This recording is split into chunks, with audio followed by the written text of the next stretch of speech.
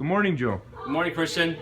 Hey, just a quick question for you. Can you differentiate to me or give me a breakdown on leasing, the benefits of leasing? Well, there's lots of benefits, Christian, so that's a very good question. I get that question often. How a lease works, it's quite simple, actually. We're taking the value of this vehicle, and we're basically going to cut it in half. Well, maybe not quite in half, but sort of cut it in half, where you're only paying for the best part of the vehicle, and this residual piece at the end is you have an option to think about that other piece after driving it for 3 or 4 years. What is leasing? Leasing is a financial option that allows you to pay for what you actually use. The payment is based on estimated depreciation and a very small cost of borrowing. In fact, sometimes it's 0%. Just pay for what you drive. It's that simple, really. Benefits to leasing, you have options, not obligations. I'd rather have options than long-term obligations. Of course. Drive a new vehicle more often, that's a great feature. I love to get a new car every so often, and because I get bored sometimes of driving the same car after a few years. Lower cost of ownership. You know, you avoid very expensive maintenance. As the car gets older, there's more costs involved in an older vehicle. Tires, brakes, and other maintenance that come up later on. You get a guaranteed future value. You'll know when you drive away what that future value is, but you got much time to think about it as you're driving and enjoying the vehicle. You can exercise that option if you want to, but that future value is not really important at the early stages. Most vehicles under manufacturer's warranty, of course. You got our vehicles have the best warranty in the country. 3 years, 60,000 kilometers on the engine, and up to 5 years or 6 years, depending if it's a Buick or Chevrolet, on powertrain.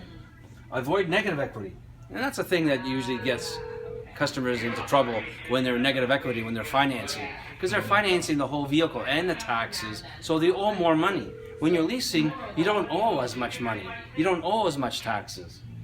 Okay? Free from situational accidents. So in the event of the car's in an accident, you're not responsible for that depreciation, because what you're going to do at the end of the lease is you don't want to buy a car that's been involved in an accident. So what you do normally is you just hand it back to GM.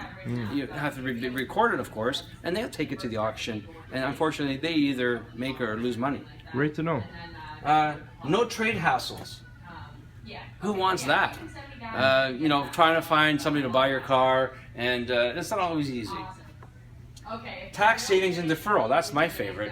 I don't like paying a lot of taxes, and if I can defer my taxes, it's even better. Because you're only paying tax on the first portion of the vehicle, and not the end. If you don't decide to buy the car at the end, you can pay the tax on the other piece.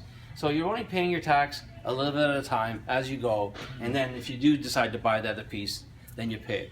But if you don't buy it, you only pay tax on the first part, which is great. Gap coverage, that's a really big one. That to me is probably the biggest one. In the event you're financing your vehicle and your car is a total write-off, and the insurance company wants to give you X amount of dollars, and you owe much more than that, you're responsible to pay your bank that amount of money. When you're leasing, that gap coverage covers you from when the insurance company is willing to give you what you owe. So in fact, GM handles all that with your insurance company. You're not even involved. That cuts you out of the picture because it's really their vehicle still. Great to know. You got resale options. Of course, you can sell your car. Early termination options. Cash in possible equity. Okay, usually if the car's worth more money, you can get some money back.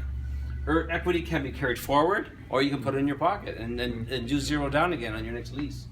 Low mileage options. The main thing is pay for what you drive. It's like buying a car by the slice. I look at it as a pizza. Buying 3 slices or 4 slices, and you're basically paid for that what you want to have. At the end of the lease agreement, you have 3 great options to choose from. If you love your vehicle, keep it and complete the purchase, or walk away and choose a new one, or earn a potential profit from the equity of your vehicle. Basically, it's a win-win scenario for customers. That's why I like leasing so much. Great to know. Thank you, Joe. Thank you.